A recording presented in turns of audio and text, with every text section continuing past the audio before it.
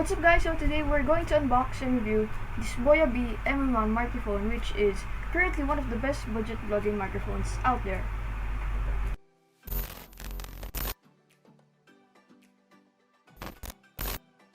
So binuksan ko na ang box at ito ang kanyang laman at ito rin ang manual at ang warranty card.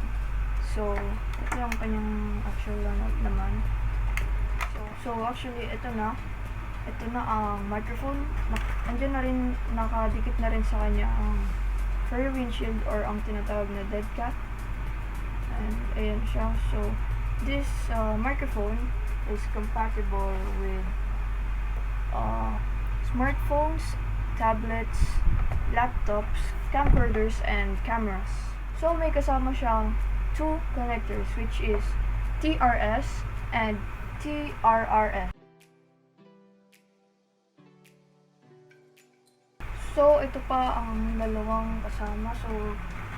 Ito pa ang dalawang kasama ng package. So this one is the pouch na natin ilalagay yung microphone, and this one is the shock mount. So dito natin ilalagay itong microphone. Parang mic holder siya. So dito naman ay dyan natin ikakabit ang cold shoe. So hindi nyo alam ang cold shoe, ito siya. So dyan nyo parang ikakabit ang mic para vlogging setup na talaga. So ngayon ay itatry na natin ito sa ating phone. Actually, just to let you know, I'm using an iPhone XR. So may audio adapter ako, audio connector. I don't know what that called is, I forgot. So dapat ang gagamitin nyo na audio adapter ay may pwede sa kanya ang mic. So compatible sa kanya ang mic. So tignan nyo sa product details kung pwede sa kanya ang mic and not audio lang. So ayan, kakalit na natin siya.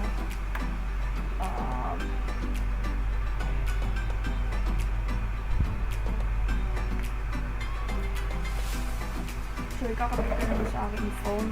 So ayun guys, naka-connect na siya ngayon sa phone ko at ito ang kanyang sound test. So yan ang naririnig nyo ngayon ay ang sound na nire-record ng mic na ito.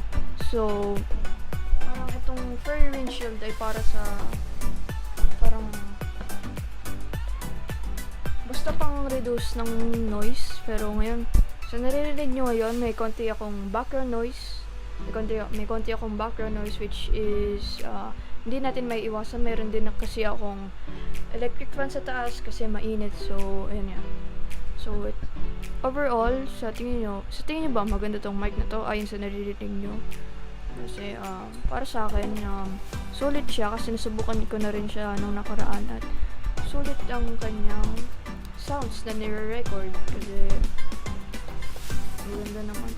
maganda naman tsaka pasok sa budget kasi less than 1,000 pesos ko siya nabili. So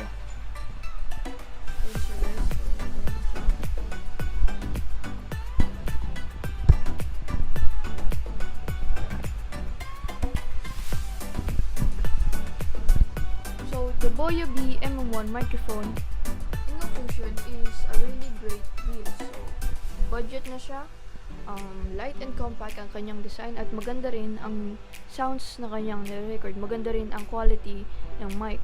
So kung na-enjoy nyo ang video, be sure to give a thumbs up at huwag nyo kalimutan mag-subscribe so to be notified for more videos.